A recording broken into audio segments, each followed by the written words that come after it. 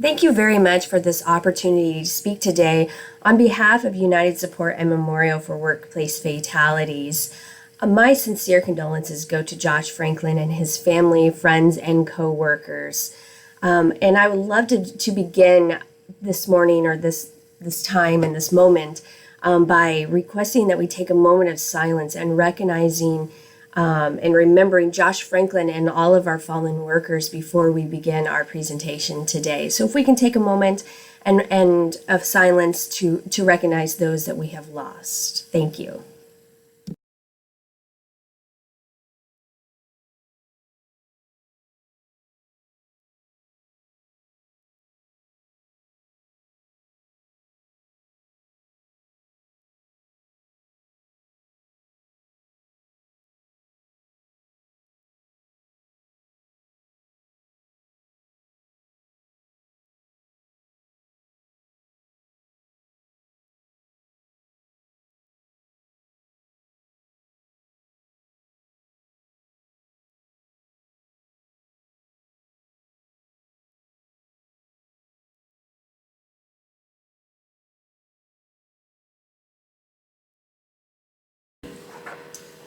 Thank you guys very much for that moment of silence. I greatly appreciate it. I know it truly means a lot.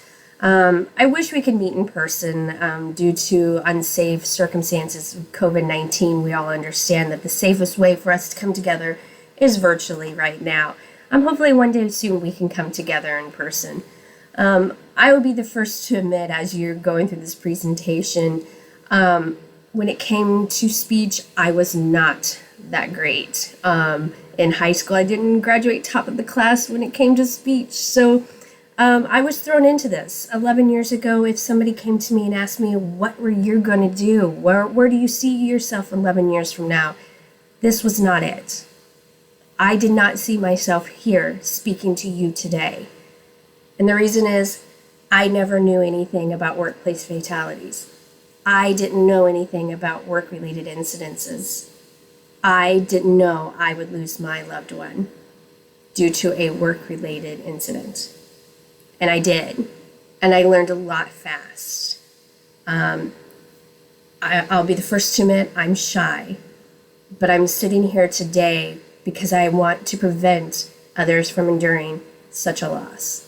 I don't want to meet another mother. I don't want to meet another father. I don't want to meet another child that have lost their loved one. That is the hardest part of what I do, is to hold a hand of a mother who just buried their child due to a work-related incident. And I am honored to stand beside many, many family members that stand in the shoes I do, that have lost a loved one due to a work-related incident, who want to prevent this from happening again. So I say again, I'm not the best speaker, but I stand here to prevent. And I hope that through this presentation, you see that.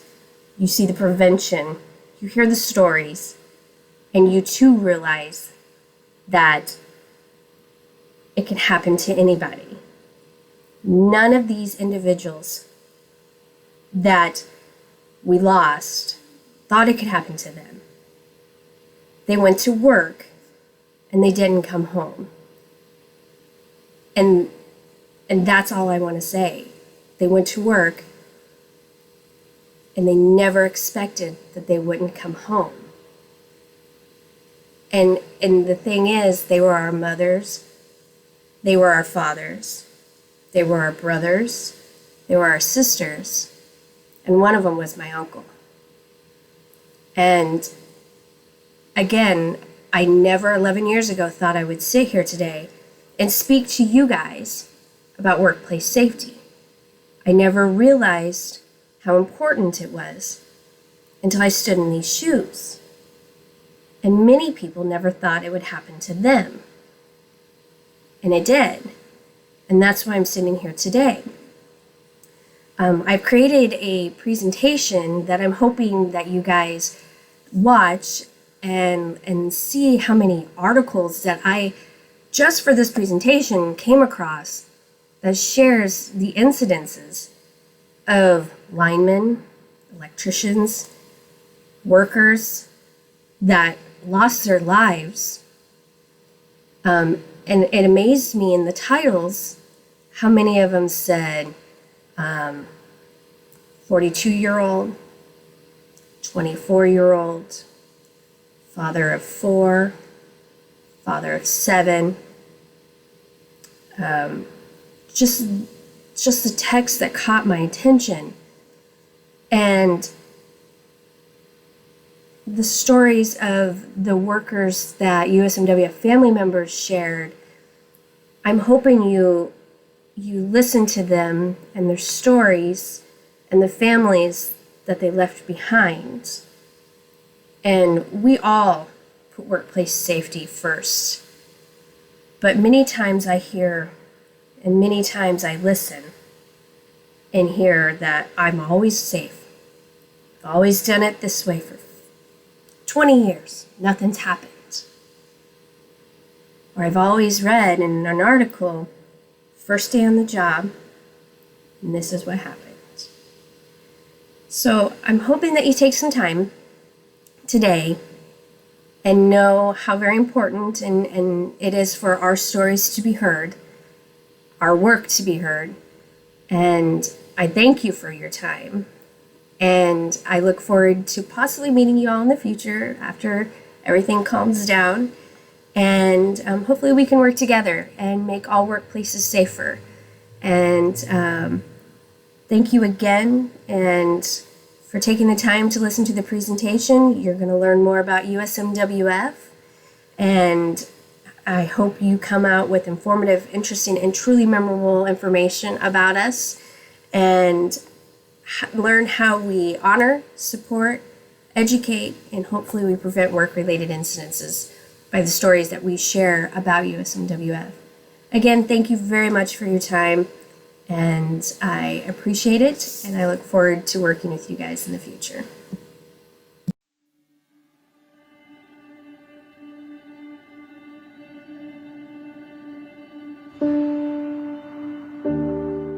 My name is Tanya Ford. I am the Executive Director of a national nonprofit organization known as United Support and Memorial for Workplace Fatalities. In 2009, I lost my Uncle Bobby in a work-related incident after he fell 80 feet off of a belt-operated man lift at a grain elevator facility. It was an outdated man lift device. It's a very unsafe device where you're basically standing on a platform that moves on a belt and it goes over 80 feet high and you have no cage around you to catch you. My uncle was a fun person. He was the individual that you could always go to and talk to about anything. He was very family oriented. Holiday season, he was with us. Any family functions where people were getting awards or graduations, he was the first to be there. Definitely put his kids at the top, wanted to be there for their school functions and be their cheerleader. He worked beside my dad, and they had actually were hired on the exact same day, and they were supposed to leave on the same day. They were the two individuals that would enter the company early before they were supposed to be there at 7, but they were there way earlier than that. He had 2 children. He had a daughter who had just graduated college and a son who just entered college at that time.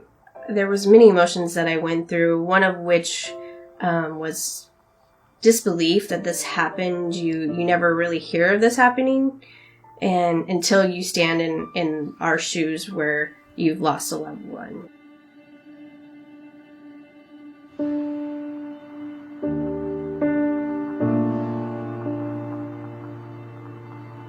What they did at that time was left their web address and their email, and I immediately contacted them, asking them a little bit more about the organization and what they do, and they soon told me how many people in the U.S. are affected each day in a work-related incident, and that they're here to offer us support and guidance, anything from how do you find the OSHA investigation report or the police report, and how do you turn this negative, tragic incident into something positive.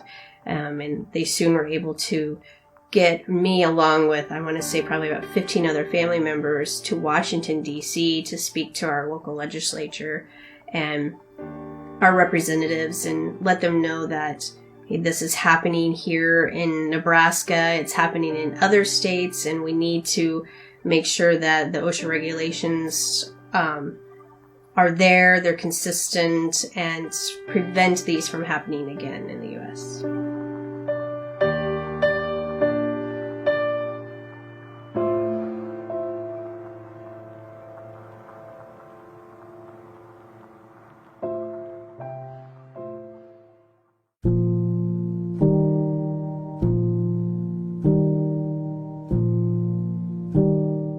We have quite a bit that we work on. Currently, obviously, our first and most important thing that we do is we reach out to the families that have been affected by work-related incidences, and we offer them the support and the guidance and resources. We help them try to find the answers to the many questions that one has after such an incident, such as what happened that day, who was with my loved one that day, what happened? What does that individual know? What was my loved one doing? Was anybody with him or her? Maybe even to the fact of what was the last thing my loved one said. They want to turn something positive into their loss. And that may mean, for instance, being able to make sure that if a family member does want to receive the investigation report from the law enforcement, that families have that right to receive it. And we have found out in the last year that that's not always the case in every state. So then we help their families tell their story, reach out to their state legislature if it's a state law, and help them make these changes to prevent other families from enduring such issue or concern that may have happened. Then we also take family members to Washington, D.C. from across the nation and give them the opportunity to speak to our federal OSHA office and representatives, to their state representative and other state representatives, and talk to them about how we feel the importance of OSHA is, and why we think having enforcement on regulations is very important to our workers today, tomorrow, and in our future, and why companies should be cited if there's a work incident to prevent them from happening again. I 100% feel that my uncle and many other work-related incidences are 100% preventable. Everybody should go home at the end of the day, and these aren't accidents, they're incidences. So many things that as a father, the grandkids he's missed out on, and weddings and everything. But we hold him dear in our heart and know he was there in spirit joining us. USMWF's mission is to offer support, guidance, and resources to families that have been affected by work-related incidences. In 2018, the Bureau of Labor Statistics reported that approximately 5,250 workers were fatally injured in the United States due to preventable work-related incidences.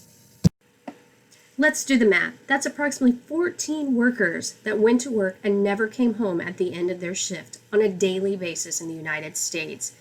That's approximately 16,485 family members that lost a loved one due to a work-related incident in the United States on a yearly basis. Now that's on an average of one fallen worker having approximately 3 family members.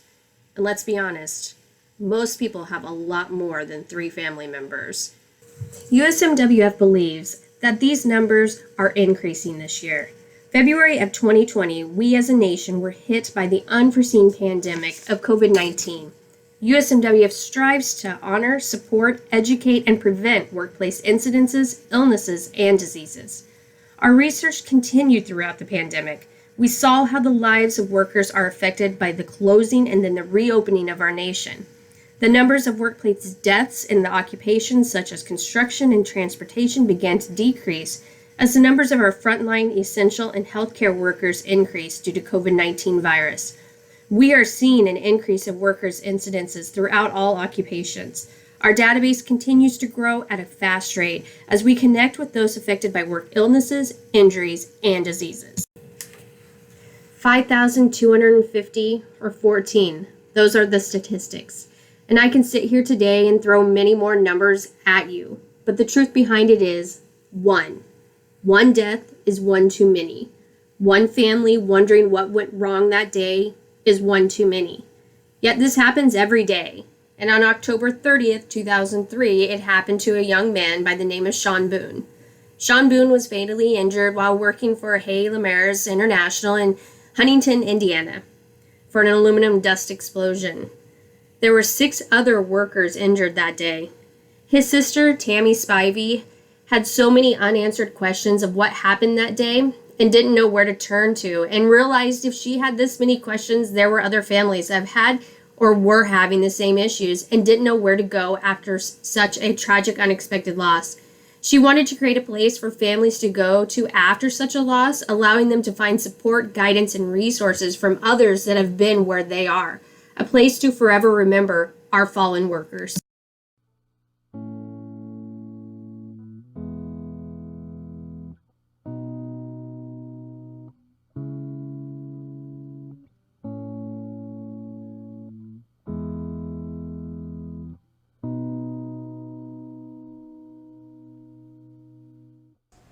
This particular boiler had been in service since 1950, and it did not have a burner management system on it, so it had to be started at manual. Billy was actually at the back end of the boiler, looking at a little fire hole to see when it actually was lit, and his co-worker was working the valve to actually put the gas in. There was no meters, no gas meters. All that was out there was a very small pressure gauge, but it didn't say how much actual gas was in this boiler. Unfortunately, too much gas got into the boiler, and when they tried to shut it down, the mixture of gas and air became just right, and it exploded. And Billy was only inches away, so it killed him instantly. And his friend, how long? Was 18? He passed away 18 days after. So, he hung on the wall.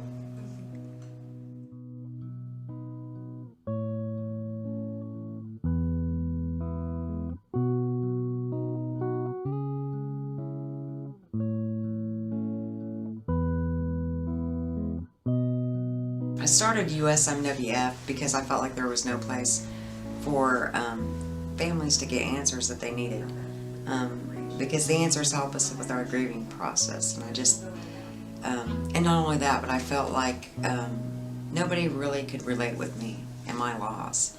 And so I wanted there to be a place for everybody to be able to feel safe and express their feelings, because there was a lot of anger sometimes too.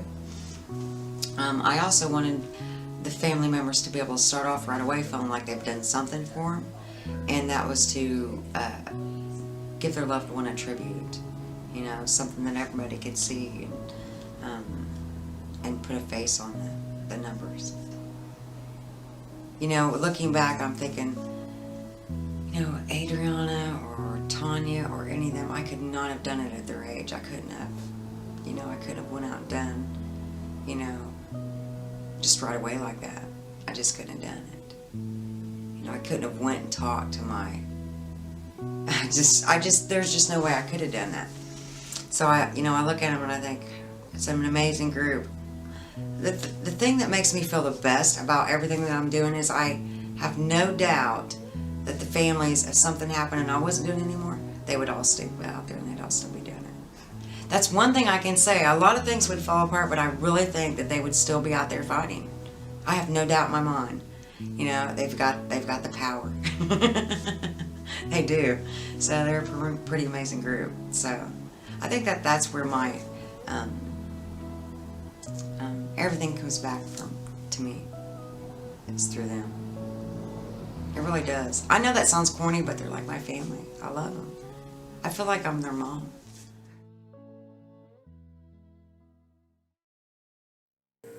As previously stated earlier in the video, many times our loved ones become the voices of our fallen workers.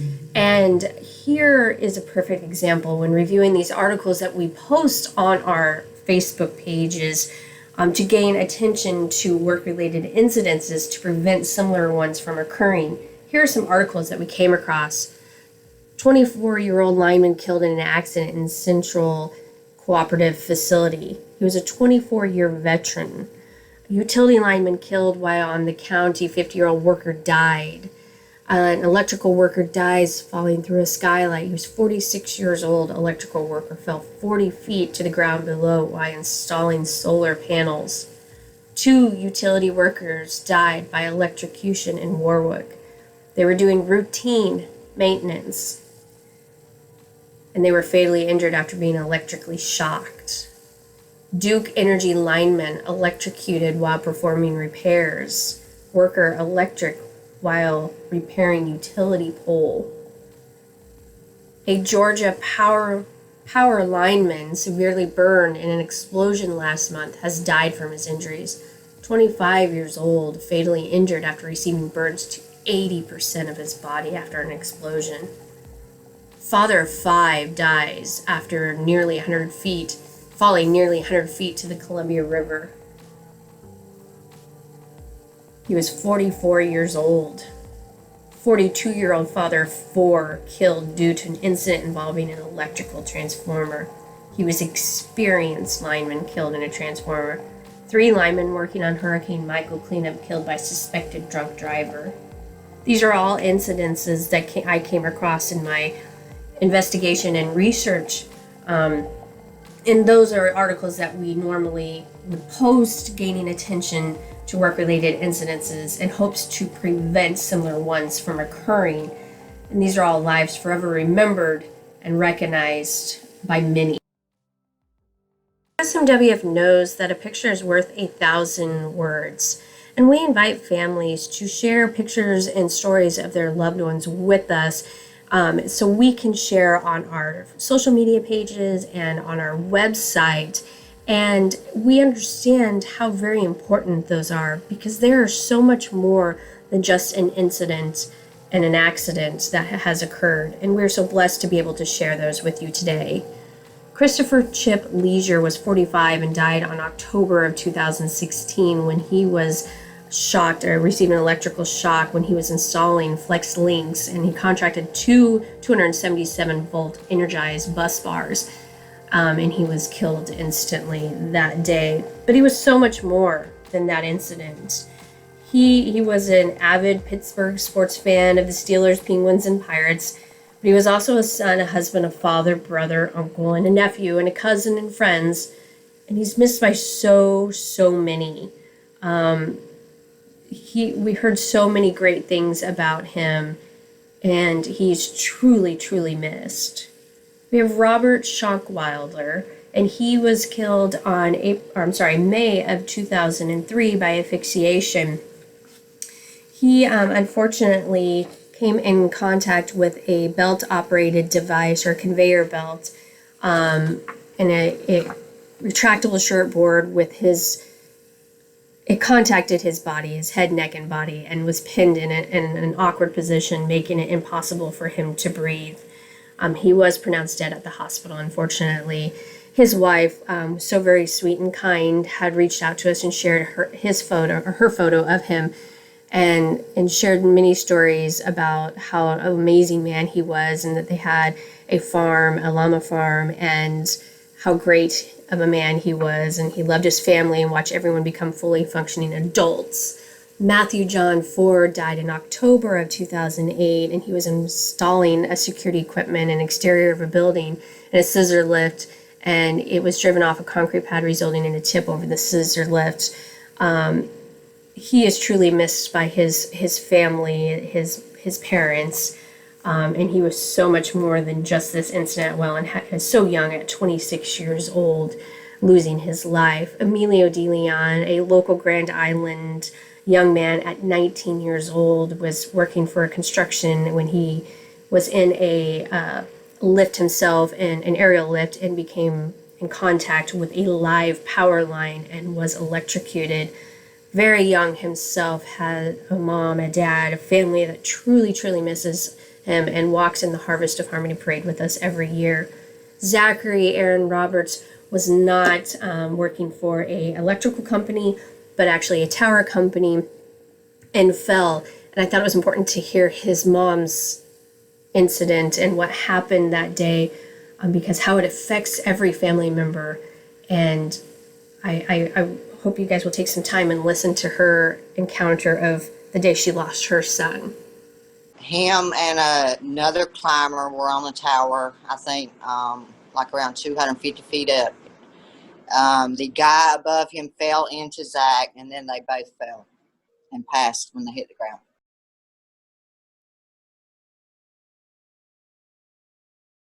Zach loved his job, which, as a mom, I always, find another job. But, he wouldn't hear it. And he always said if he went, that's how he wanted to go. And I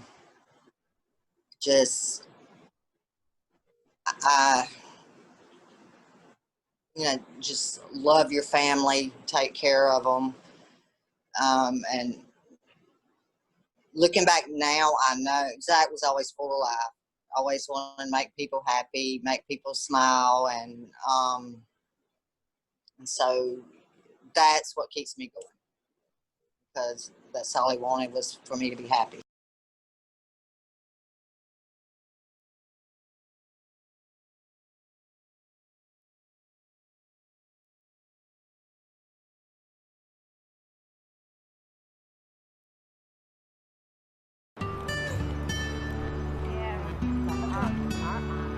It's like we're living a nightmare, and we've been to hell, and we're trying to come up out of it. I'm still the father of 3 people. Just one of them's gone now. He had a life. He had dreams. He had started school. He had many things planned. And it's just for a bad decision. When I look at these pictures, to me, it just looks very unsafe. Where is the safety? Is this how it's always done? It's too late for my dad, but let's look at what they can do to make it safer for their other employees.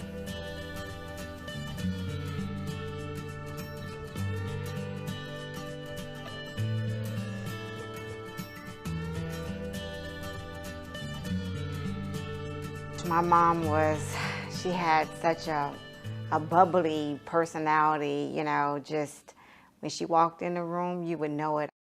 There was supposed to be a trainer there with her to actually, help her with the training process. I don't know to this day how she ended up there by herself. It was internal decapitation, and basically everything, upper body, everything was just crushed. When will we start, having a higher value for, human life in the workplace? We're losing over 4,000 people a year, but because it happens in dips and drabs and only 14 people a day, we kind of turn our back on it. A lot of people go along and don't realize it. They just, oh, well, didn't happen to me.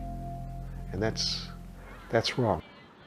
Safety should be a #1 priority and held to the highest level. That's what we all are fighting for. To me, there's a whole lot that, that can be done. I really feel like it starts with our government.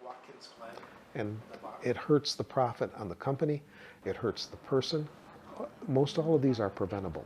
Most all of these disasters that happen. You want to get the job done and whatever it takes.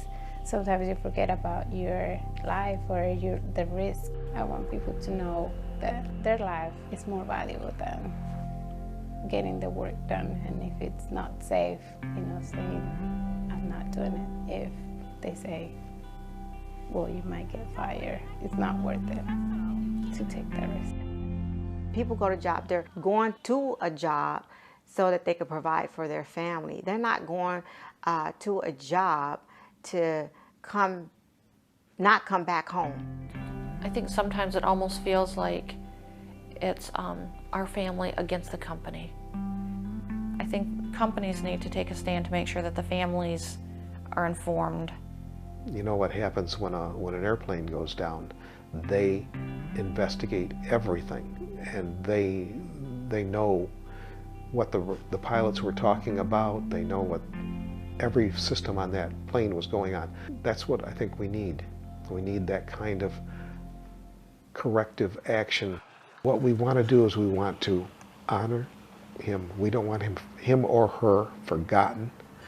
And we now have a mission, I guess, to keep this from happening to other people. Nothing's gonna bring back my husband, but at least I know it's not gonna happen again, or at least I feel relief that nobody's gonna go through what I've been through.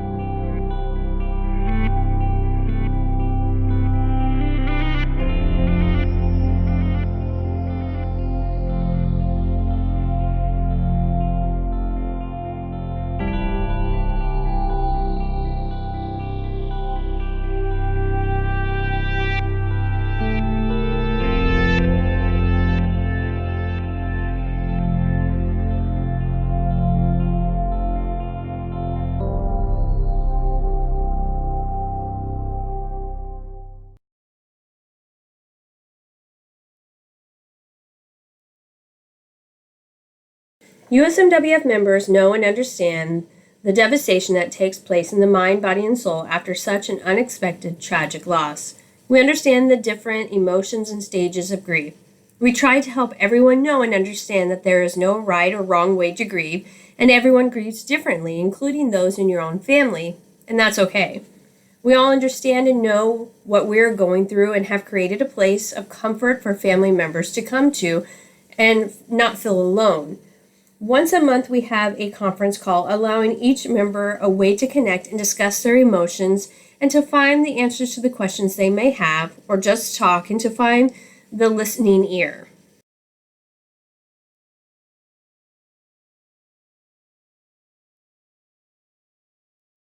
USMWF family members support each other and work together to honor our fallen workers and gain attention to workplace safety to prevent similar incidences, as we do not want others to endure such a loss. USMWF family members traditionally join together and walk in the Harvest of Harmony Parade in Grand Island, Nebraska. This is an event that means so much to the families across Nebraska.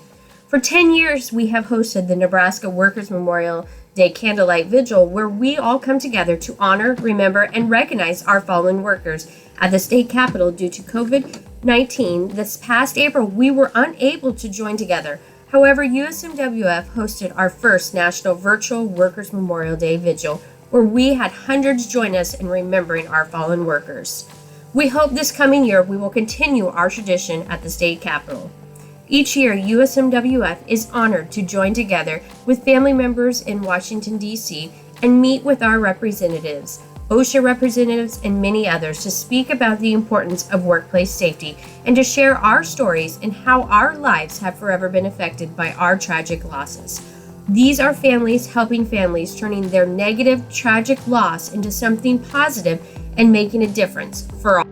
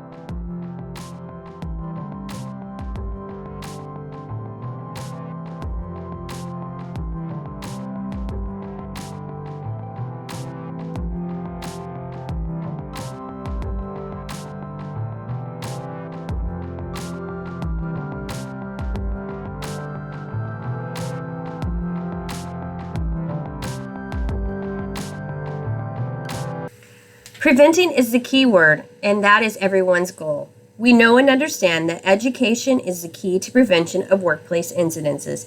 USMWF is motivated and determined to eliminate work-related incidences, illnesses, and diseases, as we do not want anyone to endure such a loss or injury. With the generous donation from our communities, USMWF has been able to host multiple campaigns, including our Beat the Heat, where in the summer of 2019, we were able to distribute over 2,000 bottles of water and 4x6 informational flyers regarding safety and signs of heat-related illnesses. USMWF donated 2 grain rescue tubes and trained over 50 volunteer firemen and women in rural areas on how to utilize and rescue an individual if entrapped in grain. For over 7 years, USMWF, with the help of expert John Newquist and many others, have hosted free yearly safety awareness training conferences held around Workers' Memorial Day, April 28th, educating workers on detrimental safety topics such as trench excavating, confined spaces, grain farm safety, lockout tagout, distracted driving, and more. And in 2017, we were able to assist 15 workers in receiving their 30-hour OSHA certificate.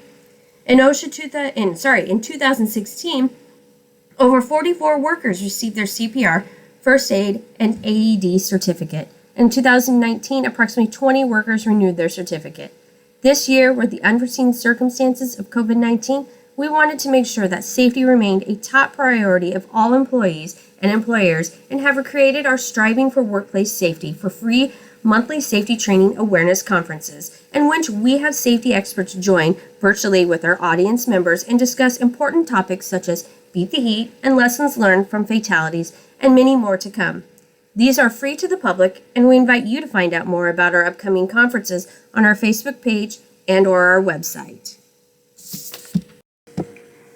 In April of 2019, we announced that, and we are proud to share with you guys today, that thanks to the kind donation of IBEW Local 265, we now have a home to where we will recognize and honor our Nebraska fallen workers with our Nebraska Workers Memorial Day monument that will hold this amazing monument that is of 2 workers remembering and recognizing our fallen workers. And we are truly honored. We're currently trying to get the funds. I'll be honest, it does cost $200,000 to make this monument.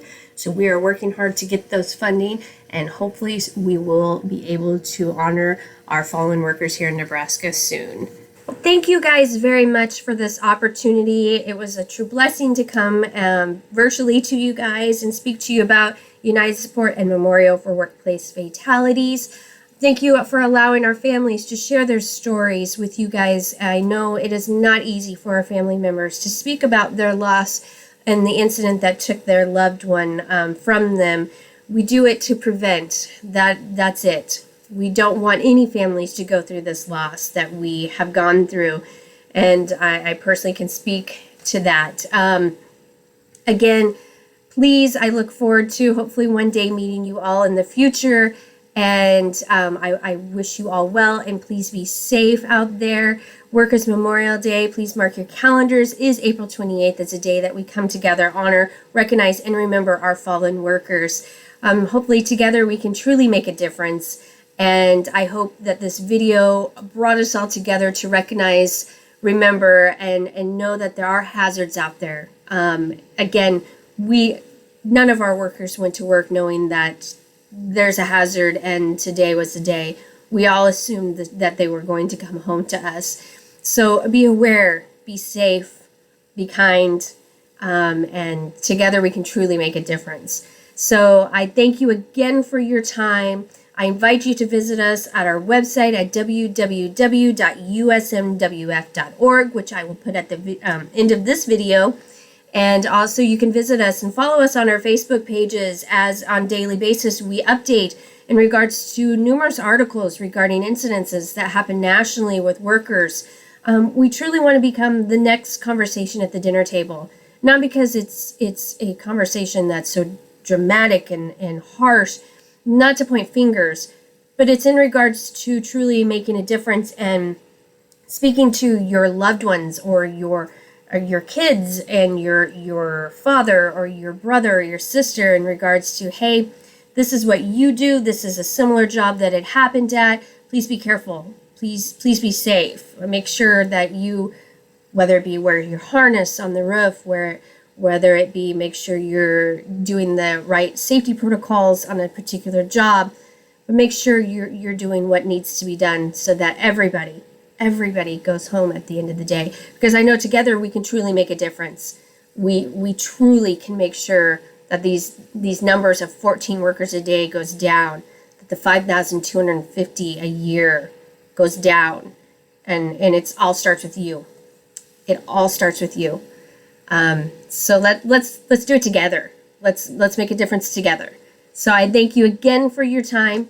And again, visit us at www.usmwf.org. And I look forward to working with you guys in the future. Hopefully I'll see you at Workers' Memorial Day on April 28th, 2021 already. So we'll see you soon. Thank you guys very much for this opportunity. You have a great day and be safe out there.